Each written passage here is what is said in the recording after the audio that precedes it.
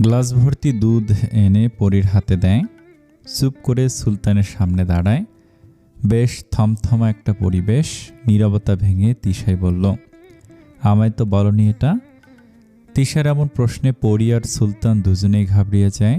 কোনো রকমে সুলতান উত্তর দেয়, কোনটার কথা জিজ্ঞেস করছো তিশু? একটু আগে যে বললে। কি বললাম? মৃত্যুর আগ পর্যন্ত একইভাবে ভালোবেসে যাবে। কই, আমায় তো একবার বলনি কথাটা। নাকি পরীর কাছে বলে বোঝাতে চাচ্ছ যে তুমি আমায় খুব ভালোবাসো? কথাগুলো তিশা কোমরে হাত রেখে বলে। এটা ভেবে পরী একটু স্বস্তি পায় যে তিশা শুধু শেষের কথাটাই শুনেছে। ভাগ্যিস আর কিছু শোনেনি, নয়তো খুব বেশি কষ্ট পেত মেয়েটা। তিশা এবার পরীর দিকে তাকিয়ে বলল, জানো পরী, রাফিন না আমায় একটুও ভালোবাসে না, সব সময় শুধু দূরে দূরে রাখে।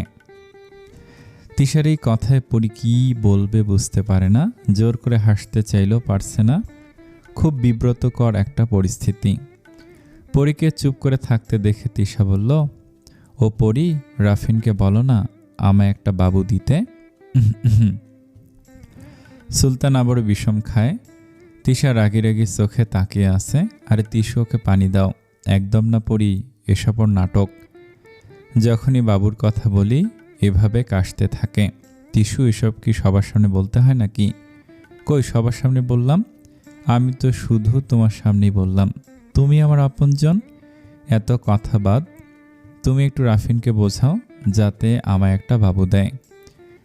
পরী একবার সুলতানের দিকে তাকাচ্ছে আর একবার তিশার দিকে বিড়বিড় করে নিজ মনে বলতেছে, না, এই মেয়েটা এমন এক বিব্রতকর অবস্থায় ফেলবে কে জানতো। গলাটা ঝেড়ে পরী বলল, ওসব পরে দেখা যাবে, আমি তোমাদের জন্য খাবার বানিয়ে আনছি। পেছন থেকে তিশা পরীর হাতে টান ধরে। কোথায় যাচ্ছ তুমি? রান্নাঘরে। একদম না, সাদাব কাকার বারণ আছে। সাদাব একটা পাগল যে, তাই এমন একটা ভাব যেন দুদিন পরে বাবু আসবে। অত শত জানি না বাবা, সাদাব কাকার আদেশ মানতেই হবে। তাছাড়া কাকা বাহির থেকে খাবার দিয়ে গিয়েছে, কিন্তু ওগুলো এতক্ষণে ঠান্ডা হয়ে গিয়েছে, আমি গরম করে আনছি। তুমি বরং ফ্রেশ হয়ে নাও। কিন্তু তিশু, কোনো কিন্তু না, যা বলেছি তাই হবে।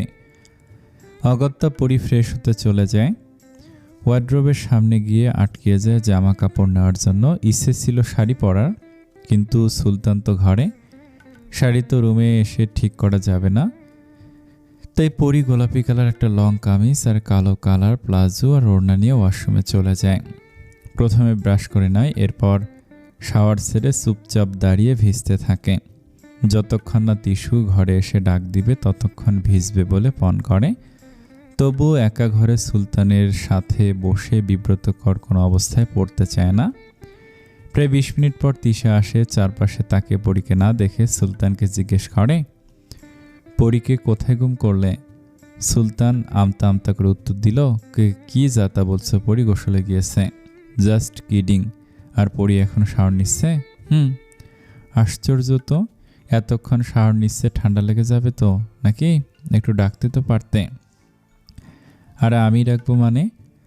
সুলতানের কথার তোয়াক্কা না করে তিশা ওয়াশরুমের দরজায় নক করলো। পরী, এই পরী। পরী শাওয়ার বন্ধ করে বলল, হ্যাঁ বলো। বলবো না? তোমার মাথা ফাটাবো আমি। এই ঠান্ডার মধ্যে তুমি এতক্ষণ ধরে শাওয়ার নিচ্ছ, ঠান্ডা লেগে যাবে না? কিছু হবে না, আমি আসছি। জামা কাপড় পাল্টে কিছুক্ষণ পর ওয়াশরুম থেকে বের হয় পরী। সেই সাথে বড় বড় হা করে হাতচু দিচ্ছে। সুলতানের খুব রাগ হচ্ছে। কি দরকার ছিল এমন ঠান্ডায় এতক্ষণ ধরে শাওয়ার নেওয়ার? এখন তো বাবুরও ঠান্ডা লেগে যাবে। তিশা কোমরে হাত দিয়ে বলে, অলরেডি ঠান্ডা বাঁধিয়ে ফেলেছ, কিছু হবে না তো? তোমাকে বলে কিছুই হবে না, আমি জানি। যা বলার কাকাকেই বলবো। এখন খেতে আসো। বাবা মা খেয়েছে? হ্যাঁ, সাদাব কাকা সকালে খাইয়ে দিয়ে গিয়েছে। আচ্ছা, আমি গিয়ে জিজ্ঞেস করে আসি কিছু লাগবে নাকি। না ম্যাম, তার কোনো প্রয়োজন নেই। খাবার গরম করার সময় হালকা খাবার দিয়ে এসেছি, তুমি বরং খাও তো। আচ্ছা। সুলতান, তিশা আর পরী তিনজন মিলে সকালের খাবারটা খেয়ে নিল। খাওয়া শেষে পরী ব্যালকনিতে গিয়ে চুলের খোপা খুলে টাওয়াল দিয়ে ভালো করে ঝাড়ছিল। চুল থেকে টপ টপ করে পানি পড়ছে। সামনের কাটা চুলগুলোর পানিতে যে আমার গলার অংশ অনেকখানি ভিজে গেছে। সুলতান যেখানে বসেছে সেখান থেকে ব্যালকনিতে স্পষ্ট সব কিছু দেখা যায়। সুলতানের কেমন যেন নেশা নেশা লেগে যায়। দ্রুত সেখান থেকে উঠে দাঁড়ায়। তিশা ভুরুকুসকে জিজ্ঞেস করে, এভাবে উঠে দাঁড়ালে যে? আমার একটা ইম্পর্ট্যান্ট কাজ আছে তিশু, এখনই যেতে হবে। তুমি না বললে আজ কোনো কাজ নেই? ওটা আমার জবের সাথে রিলেটেড। এখন আসি কেমন? পরে তোমায় নিয়ে যাব। আচ্ছা। পরি আর তিশা মিলে স্টাডি রুমে পড়ছে। পরি মনোযোগ সহকারে পড়লেও তিশা বইয়ের পাতায় কলম দিয়ে আঁকিবুকি করছে। সেটা লক্ষ্য করে পরি তিশাকে আলতো করে ধাক্কা দিল। তিশু, হ্যাঁ হ্যাঁ বল, কি করছো এটা? কই? না পড়ে কলম দিয়ে কি আঁকছো বইতে? ধর, শয়তানে ধরেছিল, এখন মনোযোগ দিয়ে পড়ব। তিশু, হয়েছে কি সেটা বল। কি হবে? মানে সংসারে আমার সাথে শেয়ার করো, মন হালকা হবে। তিশা বইটা বন্ধ করে লম্বা করে একটা শ্বাস নিল। কি আর শেয়ার করব পড়ি?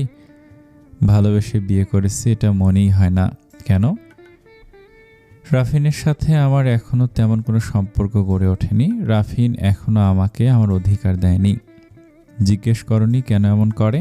করেছি, উত্তর পাইনি। পরি ঢের বুঝতে পারছে সুলতানের এমন করার কারণ, কিন্তু তিশাকে বা কি বলবে পরি? কিছুক্ষণ চুপ করে থেকে পরি বলল, জানো তিশু, যে ভালোবাসা খুব সহজেই পাওয়া যায় সেটার স্থায়িত্বকাল ঠিক সেরকমই স্বল্প হয়। 2-3 দিনের ভালোবাসাটা সাধারণত মোহ থেকে সৃষ্টি হয়, কিন্তু যারা সত্যি ভালোবাসে তারা মোহকে সত্যি ভালোবাসায় রূপান্তর করে। একটা তুমিকে ভালোবাসার মানুষকে আমার করে নিতে, নিজের করে নিতে একটু সময় নেওয়া উচিত। এতে মানুষটা ধীরে ধীরে কাছে আসা সাহস জুগে ওঠে। ধীরে ধীরে ভালোবাসার গভীরতা বাড়ে। কত বাধা বিপত্তি তো আসবে, তার জন্য কি ছেড়ে যেতে হবে?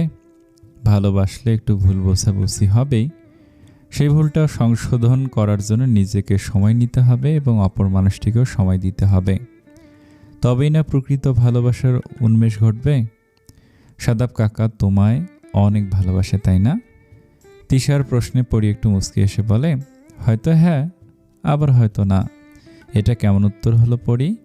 এটাই আপাতত আমার উত্তর তিহু, কেননা আমি নিজেই তো সন্দিহান। কখনো মনে হয় ও পরিস্থিতির শিকার, আবার কখনো মনে হয় ও অনেক পাল্টে গিয়েছে আর এখন আগের চেয়েও বেশি ভালোবাসে। আল্লাহ না করুক যদি কখনো তোমাদের মাঝে কোনো ঝগড়া বা ভুল বোঝাবুঝি হয়, তখন কি করবে? ঝগড়া প্রতিটা সম্পর্কে, প্রতিটা সংসারই হবে। তাই বলে এই ঝগড়াকে কোনোভাবেই ইস্যু করা যাবে না। দুইজনের একজনকে সময় দিতে হবে, নয়তো সময় দিতে হবে। পরিস্থিতি ঠান্ডা হলে সবই ঠিক হয়ে যাবে। তুমি অনেক ট্যালেন্টেড পড়ি। হা হা হা, হেসো না, সত্যি বলছি, তুমি অনেক কিছু বোঝো।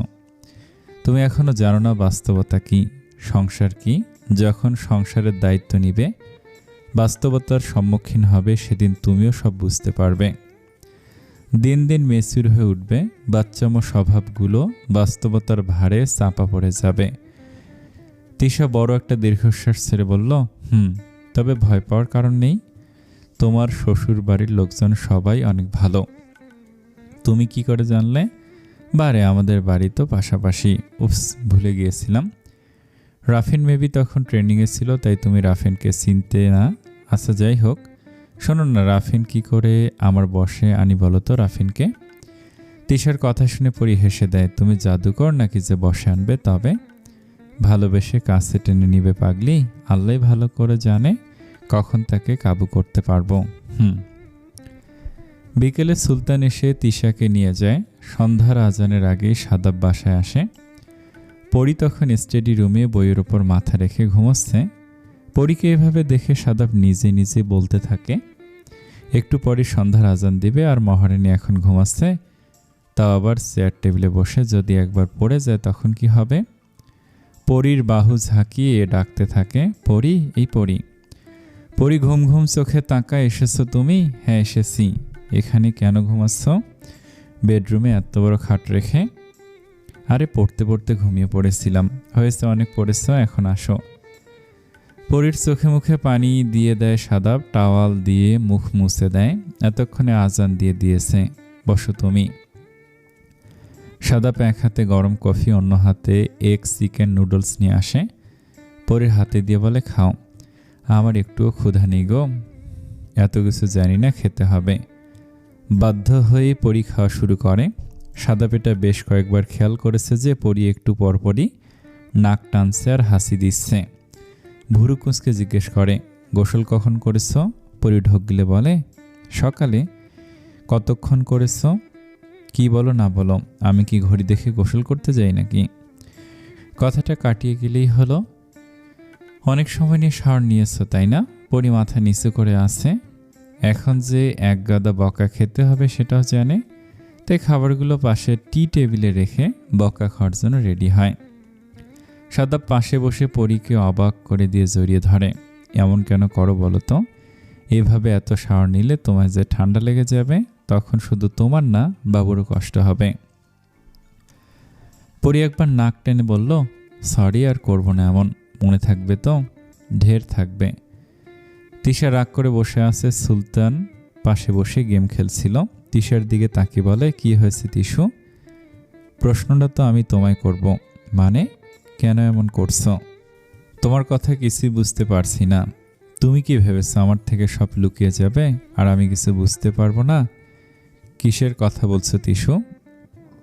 তিশা সুলতানের ধমক দিয়ে বলে সুলতানকে, চুপ, একদম চুপ। তিশা বসা থেকে সুলতানের দিকে এগিয়ে যায়। সুলতান একটু দূরে সরে যায়। আমার আজ অধিকার আমার চাই। কি পাগলামো শুরু করলে তিশা? কিসের পাগলামো আর কোনটাকে পাগলামো বলছো তুমি? সরো এখান থেকে। না দাদ। সুলতান তিশাকে সরিয়ে দিয়ে বাড়ির বাইরে চলে যায়। এদিকে তিশা আর্তনাদ করে কাঁদতে থাকে। বেশ রাত করে বাড়ি ফিরে সুলতান। পরের দিন সাদাপ পরীকে পরীক্ষার হলে পৌঁছে দিয়ে যায়। আজ কি তুমি নিতে আসবে? না গো, অনেক কাজ পড়ে আছে, সেগুলো আগে আগে শেষ করে তাড়াতাড়ি বাড়ি ফিরব। নিশান তোমাকে নিতে আসবে। আচ্ছা ঠিক আছে। পরীক্ষা দিয়ে যখন ক্লাস থেকে বের হয় তখন তিশা পড়ি করে দৌড়ে আসে। দৌড়ে আসাতে অনেকটা হাঁপিয়ে গিয়েছে। আর এভাবে দৌড়ে আসলে কেন? আমি অনেক খুশি পড়ি, অনেক খুশি। আজ বুঝি এক্সাম অনেক ভালো হয়েছে? না পড়ি, কারণ সেটা নয়। তবে কিভাবে যে বলি? আরে বলোই না। আমি তো কাল তোমার কথাগুলো মনোযোগ সহকারে শুনে মগজে ঢুকে নিয়েছিলাম, কিন্তু একটু তেরামো করেছি। যেমন কাল রাফিনের কাছে যেতে চাইলেও ও আমায় রেখে বাইরে চলে যায়। তারপর কি? আমি তো কেঁদে কেটে একাকার করে ফেলেছি।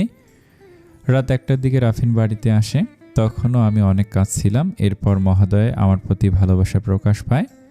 তিশার কথা শুনে পড়ি অনেক খুশি হয়। যাক, অবশেষে সুলতান তাহলে তিশাকে সত্যি ভালোবাসলো।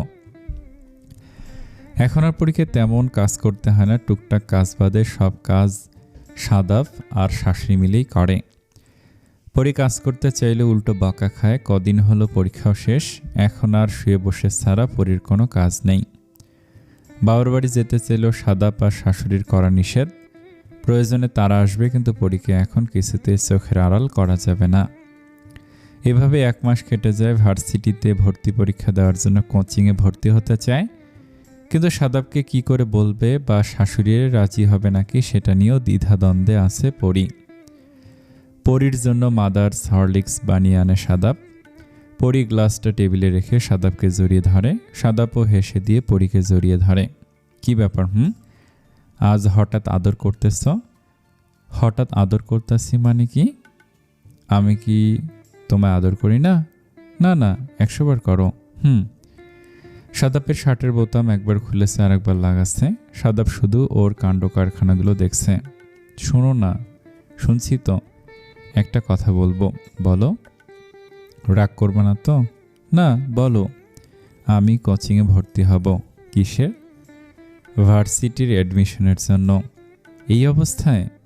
তুমি এখন প্রেগন্যান্ট। এভাবে এত চলাফেরা বাইরে যাওয়া মোটেও সুবিধাজনক না তোমার জন্য। প্লিজ না করো না। আমার সাথে তুমি তো আছো, আমি জানি। তুমি আমার সাথে থাকলে আমার কিচ্ছু হবে না। Please Shadab, please. আচ্ছা, আমি দেখছি। আই লাভ ইউ এতগুলো হয়েছে। আদর করার কারণ তাহলে এটাই ছিল? মোটেও না, আমি সবসময় আদর করি। কচু করো। খাও তুমি খাও না। তুমি এভাবেই দুজনের খুনসুটিতে কেটে যায় প্রতিটা সকাল আর বিকেল।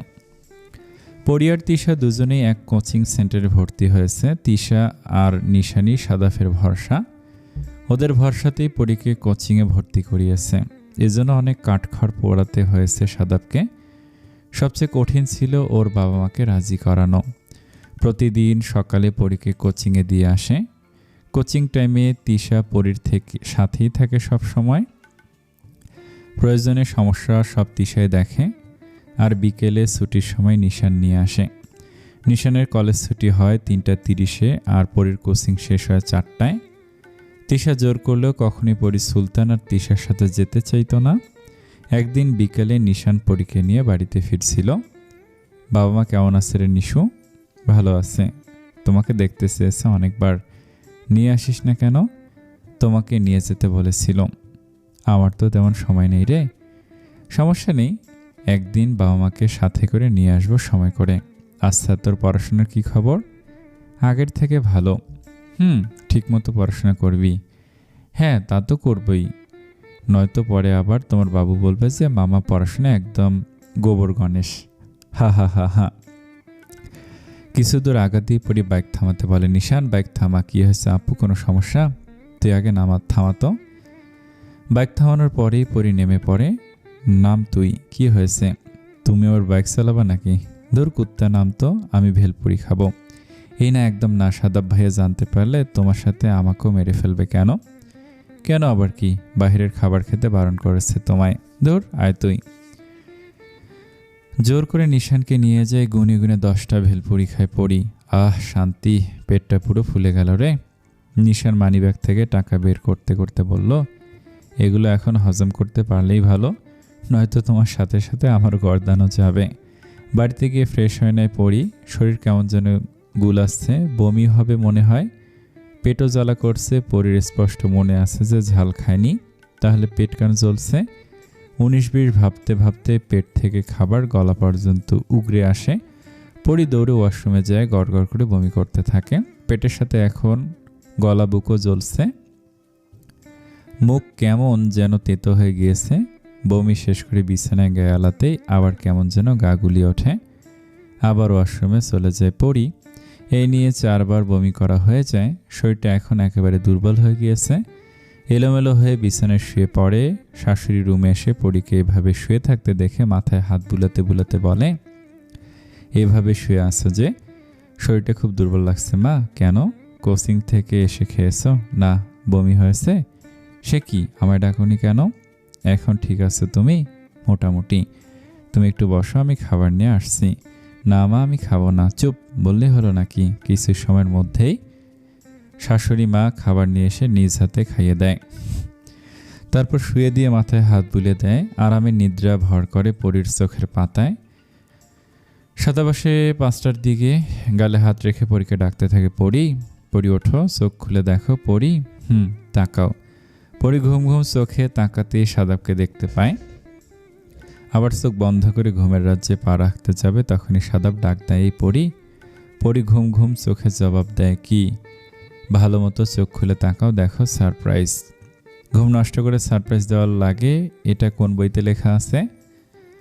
পরি বিরক্ত হয়ে তাকায়। সাদাবকে ঝাঁঝালো কিছু কথা বলতে যাবে, তার আগেই পরির চোখগুলো বড় বড় হয়ে যায়। শোয়া থেকে উঠে বসে, অবাক হয়ে বলে, এটা সত্যি সারপ্রাইজ নাকি স্বপ্ন? পরি চোখ বড় বড় করে তাকিয়ে আছে। মা, ভাইয়া, পিঙ্কি, দুলাভাই, আলভি, রওশন, আদিল, রেখা, জান্নাত আর ওর স্বামী এসেছে। সবচেয়ে বেশি অবাক হয়েছে ওর বাবাকে দেখে। পরি ঝড়ের বেগে গিয়ে ওর বাবাকে জড়িয়ে ধরে। বাবা, তুমি এসেছো, আমি ভাবতেও পারিনি তুমি আসবে এখানে। পরির মাথায় হাত বুলিয়ে দিয়ে জিজ্ঞেস করলেন, কেমন আছিস তুই? অনেক ভালো আছি বাবা। জান্নাত একটু ভাব নিয়ে বলল, দেখেছিস বাবাকে পেয়ে আমাদের কথা একদম মনে নেই। কি আন্টি, তুমি কিছু বলো, তোমার মেয়ে তো আমাদের দেখছেই না। বাবাকে ছেড়ে জান্নাতকে জোরে চেপে ধরে। জান্নাত চেঁচিয়ে বলে, ওরে ছাড় রে, মেরে ফেলবি নাকি? মেরেই ফেলবো, খুব হিংসে না? দুজনের খুনসুটিতে সকলে হেসে দেয়। বাড়ির সামনে খোলা জায়গায় বড় করে পিকনিকের ব্যবস্থা করেছে সকলে। পরি শুধু চেয়ারে বসে বসে দেখছে। সাদাব, রওশন, আদিল, জান্নাতের বর, পরির ভাই আর দুলাভাই এরা সকলে মিলে রান্না করছিল। পরি ইশারায় সাদাবকে ডাকলো। সকলকে পাশ কাটিয়ে পরীর কাছে যায়, ঘাসের ওপর হাঁটু গেড়ে বসে পরীর কোলে হাত রেখে। কি ব্যাপার বাবুর আব্বু আম্মু? বাবু আমায় মিস করছিল নাকি বাবুর মা? শাট আপ, সবসময় শুধু ফাজলামি। হা হা, বলো কি বলবে? বলছিলাম সবাই তো এখানে আছে, যদি নিশান আর বাবা মাকেও আজ আসতে বলতে। আমি কি তোমার অপেক্ষায় বসে আছি নাকি? অনেক আগেই আমি ওদের আসতে বলেছি, গাড়িতে আছে ওরা। সত্যি বলছো? হ্যাঁ, তুমি সত্যি অনেক ভালো। এখন যাই ওদের হেল্প করি। আচ্ছা। সাদাব চলে যাওয়ার পর ফোন ঘাঁটতে থাকে পড়ি। কিছুক্ষণ গান শুনে, কিছুক্ষণ গেম খেলে। বোরিং হয়ে যায়।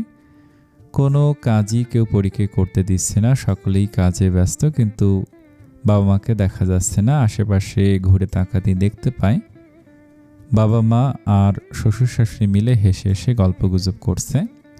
গালে হাত দিয়ে চারপাশের সব দৃশ্য দেখছে। ইস, সময়টা যদি এখানেই থেমে যেত। পরিয়াপু কই তুমি? মেন গেট থেকে তড়িঘড়ি করে আসতে আসতে পরীকে ডাকে নিশান। নিশানকে এভাবে আসতে দেখে ভয় পেয়ে যায়। কোনো বিপদ ঘটল নাকি? পরি আস্তে আস্তে এগিয়ে যেতে নিশানই কাছে এসে পড়ে। উপস্থিত সকলে জিজ্ঞাসু দৃষ্টিতে তাকিয়ে আছে। এভাবে চেঁচাচ্ছিস কেন নিশান? দেখো তোমার জন্য কি এনেছি। কি এনেছিস? আচার। ইডিয়েট, ভাবটা এমন ধরেছিস যেন বাসায় ডাকাত পড়েছে। যাহ, তুমি খুশি হওনি? আমি তো শুনেছি এই সময় নাকি মেয়েরা আচার অনেক পছন্দ করে। হ্যাঁ, ঠিকই শুনেছিস, কিন্তু এভাবে আসা একটু ভয় পেয়েছি। যাই হোক, মা বাবা কোথায় রে? নিশান পিছনে তাকিয়ে হাত দিয়ে দেখিয়ে দেয়, ওই তো। সকলের সাথে দিনটা বেশ ভালো মতোই কেটে যায়। সন্ধ্যার পর ড্রয়িং রুমে গল্পের আসর জমায় সকলে। গল্পের বিষয় হলো পরীর আর সাদাফের বাবু হলে নাম কি রাখবে। এক একজন এক এক নাম রেখে যাচ্ছে। এক একজনের পছন্দ তো আরেকজনের পছন্দ হচ্ছে না। সকলের চিৎকার চেঁচামেচিতে পরীর মাথা ধরে যায়। তোমরা কি নাম রাখছো নাকি তৃতীয় বিশ্বযুদ্ধ বাধাচ্ছ বলো তো? পরীর কথায় সকলে চুপ হয়ে যায়। নিশান বলে উঠল, পরী আপু তুমি বলো বাবুর নাম কি রাখা যাবে? আমি বলবো না, বাবুর নাম আমার 3 বাবা মা মিলে ঠিক করবে। সকলে পরীর কথাই মেনে নেয়। দেখতে দেখতে 3টা দিন কেটে যায়। পরীর বাবা মা মূলত এসেছে পরীকে নিয়ে যেতে, কিন্তু শ্বশুরবাড়ির কেউই প্রথমে রাজি হয় না। কিন্তু পরীর বাবা যখন বলল তখন আর কেউ বারণ করতে পারল না। পরের দিন রেডি হচ্ছে সবাই। একটু পরেই রওনা দিবে ঢাকার উদ্দেশ্যে। পরী জামা কাপড় বের করে গোছাচ্ছিল। সাদাব চুপচাপ বিছানায় বসে আছে, মুখটা একদম মলিন হয়ে আছে। পরী কাছে গিয়ে বসলো। কোনো ভাবান্তর আসে না সাদাফের মাঝে। সাদাফের হাত ধরে জিজ্ঞেস করে, কি হয়েছে? কিছু না। মন খারাপ? না। আমার দিকে তাকাও। বলো কি বলবে? আমার দিকে তাকাতে বলেছি। পরী জোর করে সাদাফের মুখ নিজের দিকে ঘোরায়। একবার তাকিয়ে আবার চোখ সরিয়ে নেয় সাদাব। চোখ দুইটা একদম লাল হয়ে আছে, সাথে নাকও। কাঁদছো কেন তুমি? কই, আমি স্পষ্ট দেখতে পাচ্ছি। হুট করে সাদাব পরীর 2 হাত পেঁচিয়ে ধরে। প্লিজ যেও না তুমি। দরকার হলে সবাইকে এখানে রেখে দাও, তাও যেও না প্লিজ। তোমার এই অবস্থায় তোমাকে দূরে রাখতে পারবো না আমি। আমার খুব টেনশন হয়। বাবু হওয়ার পর আমরা সবাই একসাথে যাব, তখন 1 মাস বেরিয়ে আসবো। প্লিজ তবু যেও না প্লিজ। পরী কি বলবে বুঝতে পারছে না। যেখানে বাবা নিজে এসেছে নিতে, সেখানে কি করে পরী সবাইকে ফিরিয়ে দিবে? এমনকি সাদাবকেও এভাবে রেখে যাওয়া যাবে না। তুমি আমাদের সাথে চলো ঢাকায়। সম্ভব হলে এভাবে মনমরা হয়ে বসে থাকতাম না পরী। অফিসে কাজের অনেক চাপ, তবু বসকে তোমার কথা বলে বিকেল পর্যন্ত জব টাইম নিয়েছি। কিন্তু এতদিনের জন্য তো ছুটি দিবে না। আচ্ছা তুমি মন খারাপ করো না, আমি দেখছি। পরী ওর মাকে খুঁজছে, রান্নাঘরে গিয়ে পেয়েও যায়। শাশুড়ি আর মা মিলে রান্না করছে আর গল্প করছে। পরী ইশারায় ওর মাকে বাইরে আসতে বলে। এভাবে ইশারায় ডাকলি কেন মা? কি মা?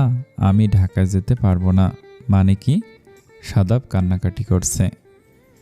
এবার পরীর মা বুঝতে পারছে না হাসবে নাকি কাঁদবে। উনি একটু হেসে বলল, কান্নাকাটি করে মানে? সাদাব কি বাচ্চা নাকি? জানি না মা, ওর মুখটা দেখেছো তুমি? তাই বলে যাবি না? ও যে কষ্ট পাবে মা। আর তোর বাবা যে তোকে নেওয়ার জন্য এত দূর আসলো, বাবাকে একমাত্র তুমি ম্যানেজ করতে পারবে মা। কিন্তু কি করে? বাবাকে বলো যে আমার কোচিং করতেই হবে, এ সময় কোচিং করা বাদ দিলে আমি ভার্সিটিতে অ্যাডমিশনের জন্য পরীক্ষা দিতে পারবো না। তাহলে তুই সত্যি যাবি না? পরি মাথা নিচু করে বলল, সরি মা। পরির মা হেসে পরির কপালে চুমুখে বলল, সারা জীবন এভাবেই স্বামী, সংসার, সন্তান, ভালোবাসা নিয়ে সুখে থাক। দুপুরের খাওয়া দাওয়া শেষ করে সকলে এগিয়ে দেওয়ার জন্য বাড়ির সবাই গেল। সাদাপ আসেনি। রওশান আর আদিল অনেকবার জোর করেছে, তাও রাজি হয়নি। পরির শ্বশুর আর ভাসুর সবাইকে বাস স্টপ পর্যন্ত পৌঁছে দিতে নিয়ে যায়। শাশুড়ি আর পরি মেন গেট পর্যন্ত যায়। সকলে বিদায় দিয়ে নিজের রুমে যায়। সাদাপ তখন শুয়েছিল। পরি চুপি চুপি সাদাপের কাছে যায়। ভাউ! সাদাপ চিৎকার দিয়ে বসে পড়ে। পরি হাসতে হাসতে সাদাপের ওপর গড়িয়ে পড়ে। পরি, তুমি যাওনি? জি না। কেন? কি করে যাব?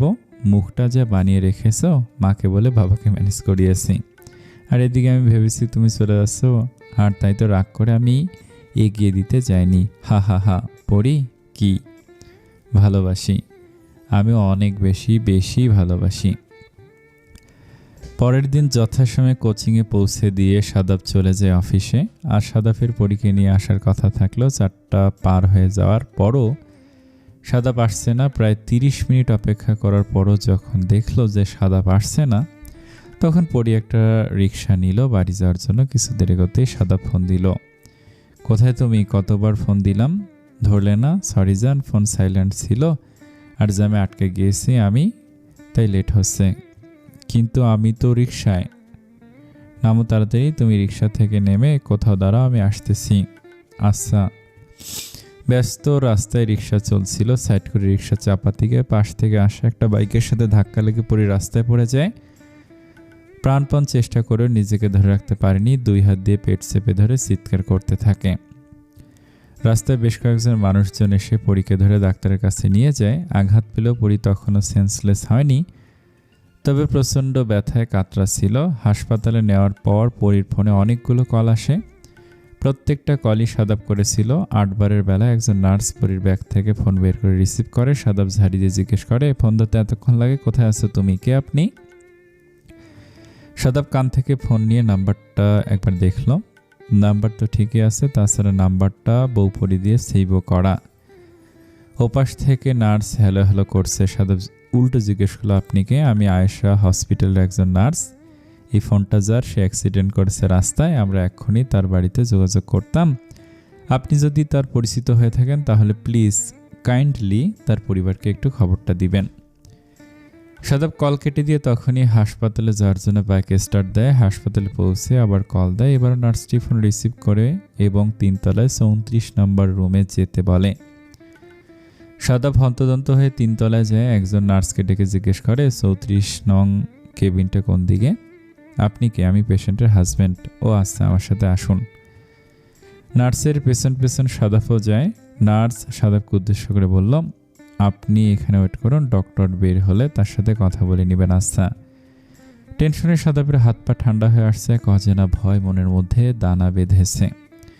বেশ কিছুক্ষণ পর ডক্টর বেরিয়ে আসে। ডক্টরের পেছন পেছন সাদাপ যায়। ডক্টর, কি অবস্থা? বেবি ঠিক আছে তো? ডক্টর ঘুরে একবার সাদাপের দিকে তাকালো, তারপর আবার হাঁটা শুরু করলো। নিজের চেম্বারে গিয়ে হাত ধুয়ে নিজের চেয়ারটায় বসলো। এরপর সাদাপকে ইশারা করে সামনের চেয়ারটিতে বসতে বলল।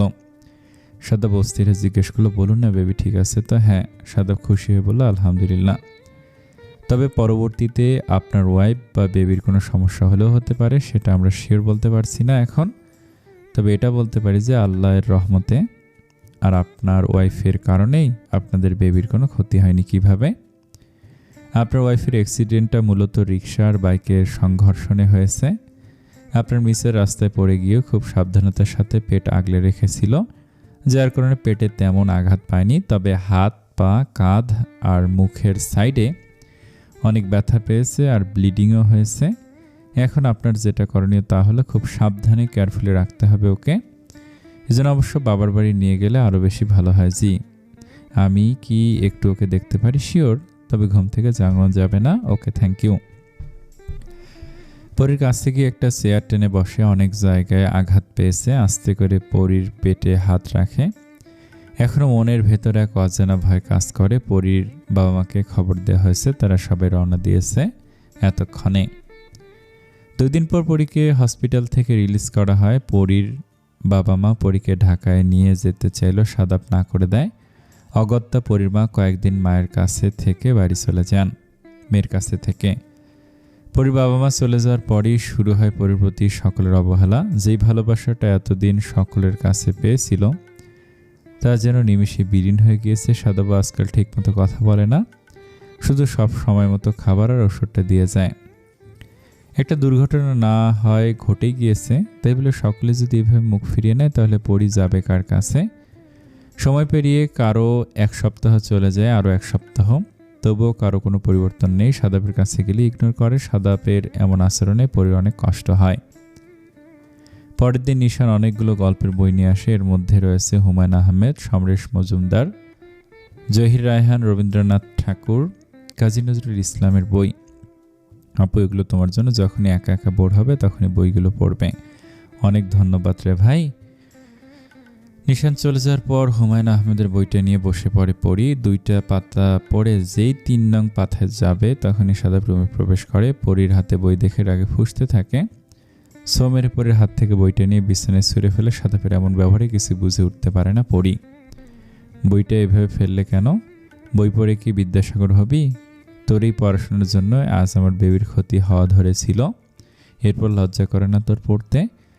পরী বেশ বুঝতে পারছিল যে এতদিনের সব জমিয়ে রাখা রাগগুলো এখন প্রয়োগ করছে, কিন্তু সাদাপের এমন আচরণে কিছুতেই সহ্য করতে পারছে না পরী। চোখ দিয়ে টপ টপ করে পানি পড়েছে, তবু এক দৃষ্টিতে সাদাপের দিকে তাকিয়ে আছে, যেন বিশ্বাসই করতে পারছে না এটাই কি সেই চিরপরিচিত সাদাপ।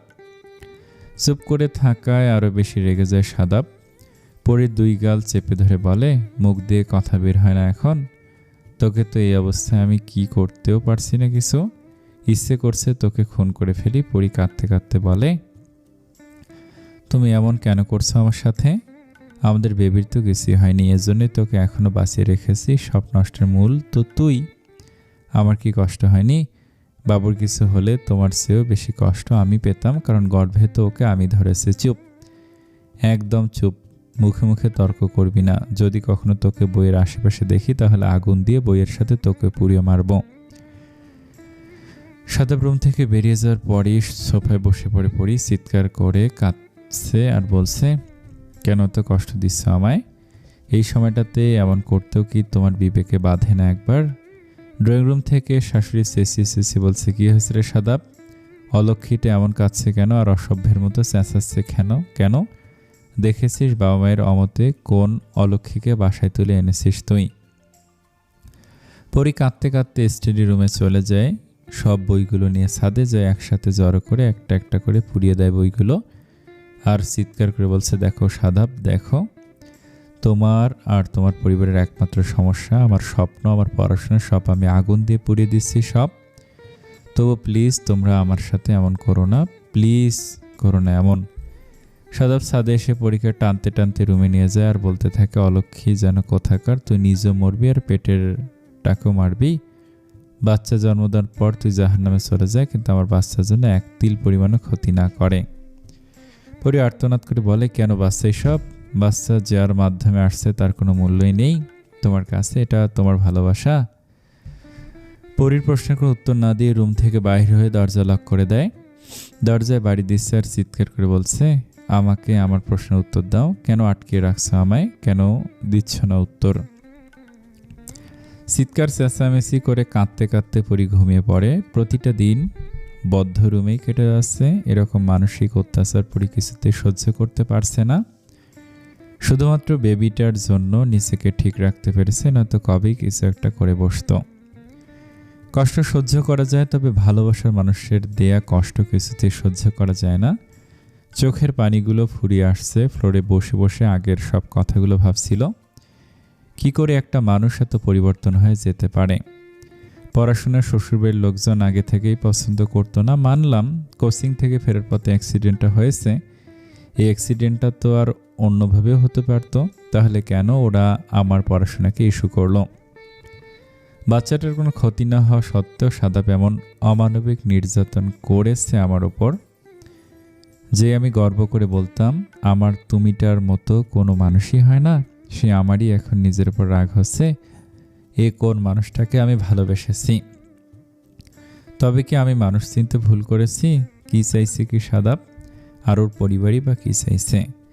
নিজের কথাগুলো বলে দেয়াল ধরে ফ্লোর থেকে উঠে দাঁড়ায়, দুহাত দিয়ে চোখের পানি মুছে বলে, ওরা কি চায় বা চাইছে আমি কিছু জানি না আর জানতে চাই না।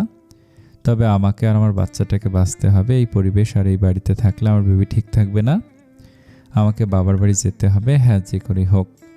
ফোন কোথায়? আমার ফোন। চারপাশে ফোন খুঁজতে থাকে, বিছানা বালিশ সব অগোছালো, রাগে সবকিছু ছুঁড়ে ফেলেছিল পরি। খুঁজতে খুঁজতে খাটের নিচে ফোনটা পেয়ে গেল। বাবার নাম্বার ডায়াল করতে যাবে, তখনই রুমের দরজা খুলে দেয়। আশা ভাবি এসেছে, দরজা লাগিয়ে দিয়ে পরির কাছে আসে। পরির চোখের নিচে কালো দাগ, চোখ দুইটা ফুলে লাল হয়ে আছে, লম্বা চুলগুলো এলোমেলো আর জট বেঁধে আছে। শাড়ির আঁচলও ঠিক নেই। আশা ভাবি এক প্রকার কেঁদে দিয়ে পরীকে জড়িয়ে ধরে। পরি কিছু বুঝতে পারছে না। সময় থাকতে এখান থেকে বাপের বাড়ি চলে যা পরি। আমি তোমার ভালোর জন্য বলেছি, এরা তোমার থেকে তোমার বাচ্চাকে আলাদা করার আগেই এখান থেকে চলে যা ভাবি। শুনতে খারাপ লাগলো, এটাই সত্যি। আমি সব জানি। কি জানেন আপনি? আমাদের শাশুড়ি সাদাবের বিয়ে তার বোনের মেয়ের সাথে ঠিক করে রেখেছে। কি বলছেন ভাবি? হ্যাঁ, কিন্তু সাদাব এসব কিছু জানে না। খালা শাশুড়ির মেয়ের নাম রুমকি। পড়াশোনা শুনেছি 8 পর্যন্ত করেছে, এরপর আর করেনি। রুমকি তোমার থেকে বয়সে বড়। ও ছোট থেকেই সাদাবকে পছন্দ করে। যখন জানলো যে সাদাব তোমায় বিয়ে করেছে তখন অনেক কান্নাকাটি করেছে। এখানে আসতে চেয়েছিল, তখনই কিন্তু শাশুড়ি মা বারণ করেছে।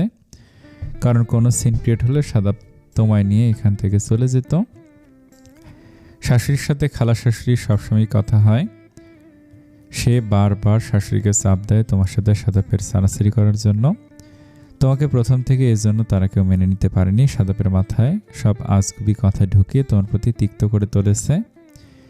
তোমাকে অসহ্য বানাচ্ছে সাদাবের কাছে। সবটা শুনে পরীর মাথায় যেন আকাশ ভেঙে পড়ে। এত সব ভালোবাসার নাটক তবে কি এই বাচ্চাটারই জন্য? আমি তো কোনোদিন তাকে দেখিনি ভাবি। তোমাদের বিয়ের পর সে আর এই বাসায় আসেনি। ওরা আমার থেকে বাচ্চা কেন নিতে চাইছে তাহলে? কারণ রুমকি কোনোদিন মা হতে পারবে না। ওর জরায়ু ক্যান্সার হয়েছিল, তখন অপারেশন করে জরায়ুটা কেটে ফেলা হয়।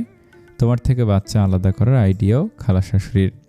সি, এত নিচু মনের মানুষেরা, এত জঘন্য এরা। এদের শাস্তি হবেই হবে। ভুলেও ওদের কাউকে কিছু জানিও না, তাহলে তোমার তো ক্ষতি করবেই, সাথে আমারও। দরকার কি ওদের শাস্তি? আমার নিজের দেয়ার উপরে একজন আছে। আল্লাহ সব মানুষদের বিচার ঠিকই করবে। খালা শাশুড়ির প্ররোচনায় পড়ে শাশুড়ি মা আমার প্রতি যে অবহেলা, অত্যাচার, কুবুদ্ধিতে সায় দিয়েছে, একদিন তাকে আমার অনুপস্থিতিতে কাঁদতে হবে। আর বাকি রইল সাদাব। ও সব জেনেও এমন করুক ঠিক করেনি। আমায় ভালোবাসার প্রতিদান ও আমাকে এভাবে দিল, তো এর প্রতিদানও আমি দিব।